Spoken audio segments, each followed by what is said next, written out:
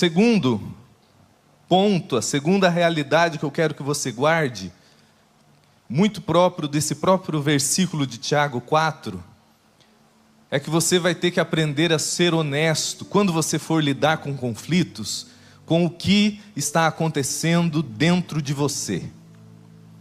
Você vai ter que ter a coragem de olhar para o lado de dentro. Você vai ter que ter a coragem de enxergar o que está acontecendo dentro de você. Porque senão você sempre será vítima. Eu trabalhei num ministério muito famoso nos Estados Unidos, que em Belo Horizonte tinha, há quase 2 décadas atrás, quando eu trabalhei lá, Ministério Joyce Meyer. Ela é uma pastora muito famosa, tem muita coisa no YouTube dela, e ela conta de uma mulher que chegou para ela e falou: pastora Joyce, ora por mim, porque eu estou no 6º casamento. Os 5 maridos que eu tive só me deram trabalho, e esse 6º está me dando de novo. Ela respondeu: minha irmã, você já notou que o denominador comum em todas essas relações é você? Talvez o problema não esteja neles. E isso é desconfortável. Porque quando os conflitos começam a pipocar, a gente tem a tendência ou de lidar tudo na hora, onde nós somos apenas reativos, passa tudo que vem na cabeça, passa tudo que está sentindo, é uma DR que nunca acaba, todo dia uma questão. No casamento isso é insuportável. Todo dia, e toda hora, é uma discussão que nunca acaba, aonde você vai ficando simplesmente refém de tudo que você sente. Você não deve negar o que você sente, mas você deve entender que nem tudo que você sente é real, é verdadeiro. Talvez é só o que você está sentindo, não é coerente com a realidade. Seus sentimentos às vezes mentem. E se você, toda hora que você tiver um conflito, você quiser resolver no calor da emoção, você vai implodir o seu casamento, suas amizades. Só que, às vezes, por não ser assim, a gente vai para o extremo oposto, que é negar que o conflito está presente. Eu uso a expressão, que não é minha, a gente tem um elefante branco na sala e finge que ele não está ali. Aquele negócio que está entalado nos dois, marido e mulher, primo com prima, irmão com irmã, pastor com discípulo, fica aquela coisa nunca falada, e a gente acha que se a gente não falar, some. Não some. Todo sentimento enterrado vivo dentro de você volta a te assombrar de alguma maneira. E às vezes volta num momento que não tem nada a ver, com uma desproporção gigante. Você fala: foi isso? Não foi isso. Foi um acúmulo de coisas que você engoliu vivo, e quando volta com aquela desproporção. Daí o marido fala para a mulher: meu Deus, por causa disso? Não foi por causa disso. Foi por causa de 3 anos que ela está muda. E às vezes a gente cria uma falsa sensação de paz nas relações, uma falsa sensação de paz no casamento. A gente não discute, a gente não discorda, estamos em paz. Mentira. Relações profundas têm conflitos, têm discordância. Se está tudo nessa coisinha, cara, alguém está se enganando aí, ou os dois, e uma hora isso vai vir para o lado de fora. Faz alguns anos que eu lido com casais, que eu dou mentoria para casais, e geralmente a mulher chega, olha como nós somos, a mulher chega explodindo, desnorteada, e o marido chega: eu não sei o que está acontecendo. A mulher faz 2 anos, 4 anos que está sofrendo, e o homem em Nárnia. E, nossa, mas a gente viveu em paz os últimos 3 anos. Uma falsa paz. O que é pior, isso é muito comum de nós homens. Às vezes a gente, para deixar a mulher como louca, que só discute, só bate boca, a gente fica mudo. Mas a gente não fica mudo para pacificar, a gente fica mudo para punir a mulher. E isso é tão cruel quanto o grito. Isso é um fenômeno psíquico, na psicanálise a gente chama de uma atitude passivo-agressiva. Que eu não saio no soco com você, eu não te xingo, mas eu te puno com o meu silêncio. Então a mulher sai como louca e o cara como equilibrado, só que ele é cruel com ela. Fica 2 meses sem falar, 2 meses sem dar bom dia, ou aquela coisa fria. Cara, isso é pecado. Você está sendo cruel com o coração da sua esposa. Você está sendo desumano com o seu marido. Pessoas maduras não são aquelas que não têm conflito. São aquelas que lidam com o conflito de forma madura. Reconhecendo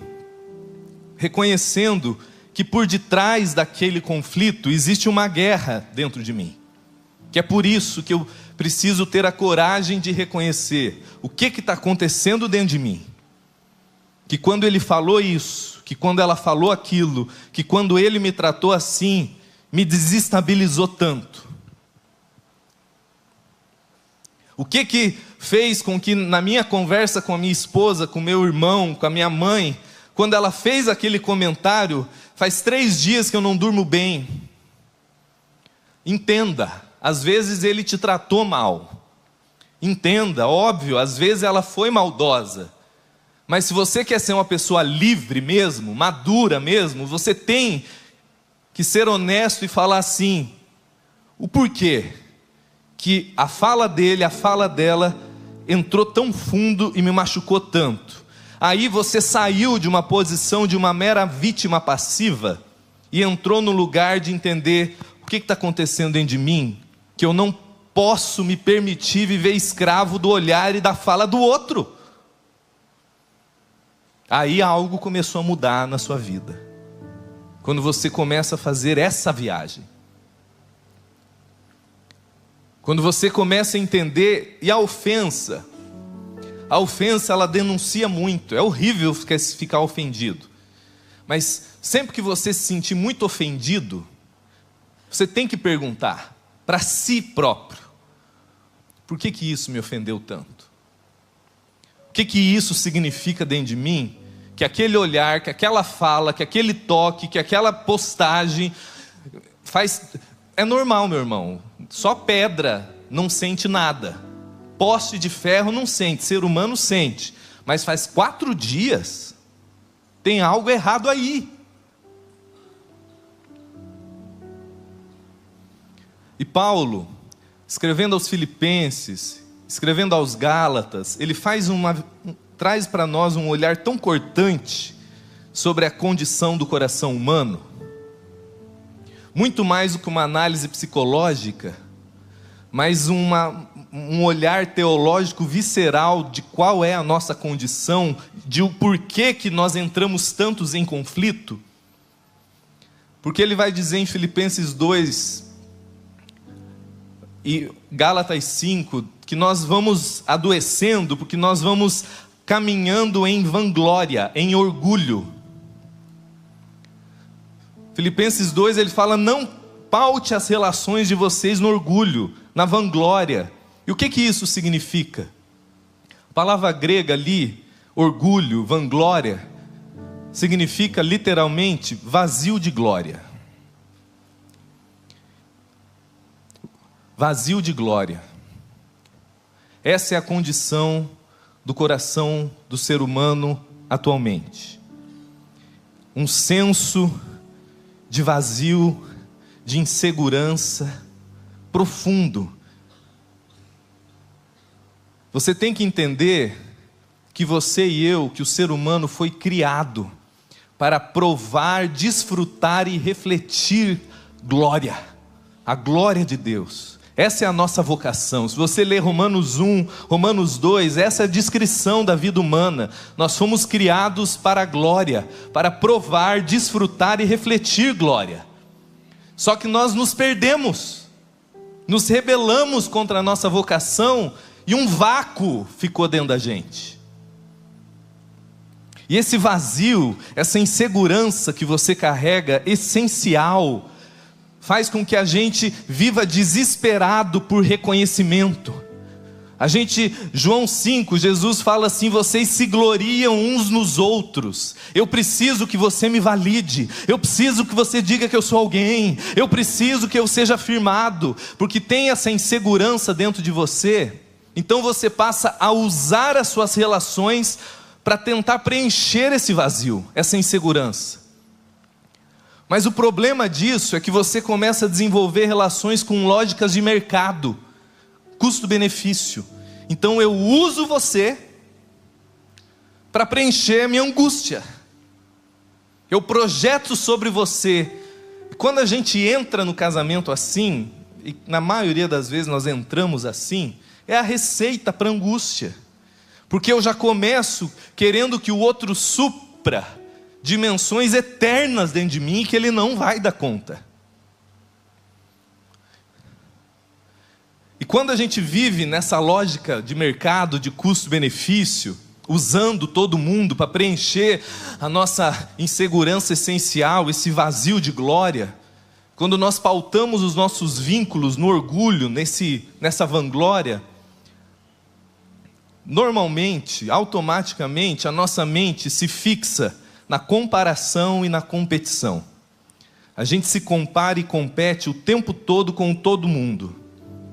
Então você compete com o seu marido, você compete com a sua filha. Mães, queridas, amadas, isso é muito comum, mãe competindo com filha. Marido competindo com esposa. E isso faz com que eu o tempo todo parece que, primeiro que isso já vai esfacelando as minhas relações. Ela vive numa tensão. Porque eu preciso que você perca para eu me sentir bem. Por que a gente briga, às vezes, discussões? Às vezes você está discutindo, eu estou discutindo com a minha esposa, com alguém, com alguma opinião, e você vai ficando com uma raiva. Cara, você precisa ser honesto. Não é sobre a verdade que está te deixando com a raiva. Você precisa sentir que você ganhou aquela discussão. Está nem aí para a verdade. Você está aí para sentir que você ganhou. Por isso, você é grosseiro, você grita, porque você precisa sentir que você está ganhando, nem que seja da tua filha, da tua esposa.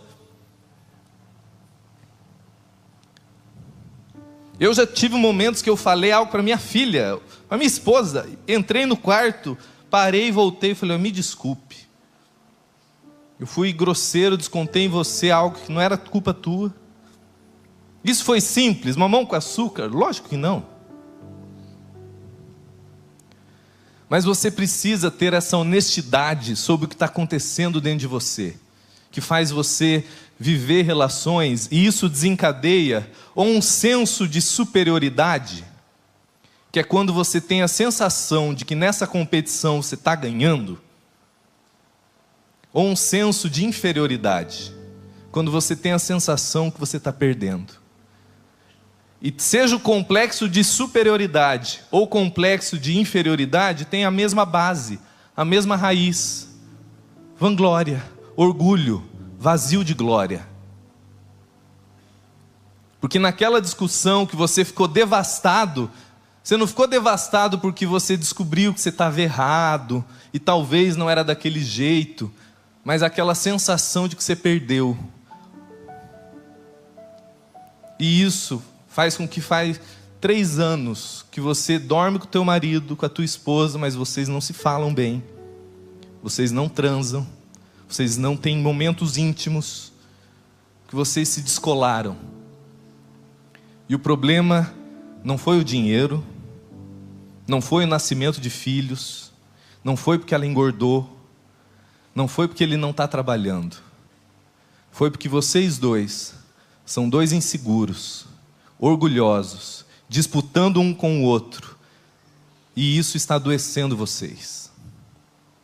E se a gente não tiver esse olhar cortante, honesto e desconfortável, nós seremos apenas crianças imaturas, achando o culpado pelo nosso fracasso.